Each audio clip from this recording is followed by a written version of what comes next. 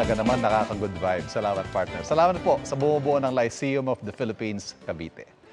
At for today's video, ang ating bida isang lolang 68 anyos na in her vlogger era. Pagkat nag-alkansas, again, betul maraya. Mga kalarak sa antak sa amarosas na piyas. Yan po si Lola Julie Awanan mula sa San Jacinto, Pangasinan. Nagsimula raw ang journey ni Lola bilang supermom sa kanyang 7 anak. Unang beses siyang nilike ng netizens dahil sa kanyang nakatuto ang video sa cherry blossom sa Amerika. Ang cherry blossoms daw kasi napagkamalan niya puno ng kamyas. Ang kanyang funny side comments umuulan ng heart at haha reacts mula sa netizens. Pero bukod sa paghahatid ng tuwa online, ang target daw na mapasaya ni Lola ay ang mga taong malapit sa kanya.